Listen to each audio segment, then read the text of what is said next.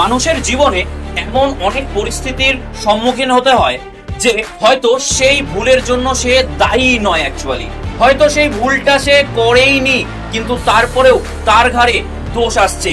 অর্থাৎ ধরো অন্য কেউ একজন টুকলি করেছে বা টুকলি নিয়ে গেছে, কেমন, কিন্তু অনেক সময় হয় সেটা হয়তো তোমার আশেপাশে চলে এসছে বা তোমার দিকেই হয়তো চলে এসছে কোনোভাবে, এবং স্যারের চোখে ওই মুহূর্তেই পড়েছে এবং পড়েছে হয়তো তোমাকেই।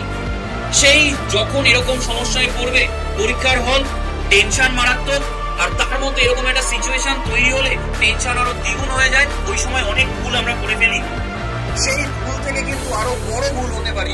সেইটা থেকে বাঁচার একটা উপায় আমি বলে রাখছি, শুনে রাখো। সেই কাজটা যেহেতু তুমি করনি, সেই জন্য অবশ্যই আগেই প্রথমে বলবে যে হাতের লেখা যেন মিলিয়ে দেখেন উনি। এটা হচ্ছে প্রথম পয়েন্ট, যে হাতের লেখা মিলিয়ে দেখবেন, কারণ ওটা তো তোমার নয়। তাহলে ওটার হাতের লেখা ওটার হাতের লেখা কখনোই এক হতে পারে না, দুটো হাতের লেখা কখনো মিলতে পারে না। তাহলে এটা হচ্ছে প্রথম উপায়। দ্বিতীয়ত, যে নোটটা বা যেটা আপনি ওখানে পেয়েছেন সেটা আদৌ এখানে কি লেখা আছে কোথাও, সেটাও আপনি দেখুন। কি বোঝাতে পারলাম? অর্থাৎ এই যে ভুলটা তো তুমি করোনি, ভুলটা তো তোমার নয়, কিন্তু তারপরেও দোষটা তোমার ঘাড়ে আসতেই পারে। এরকম প্র্যাকটিক্যাল সিচুয়েশনের সম্মুখীন আমাদের হতে হয়েছে অনেককেই।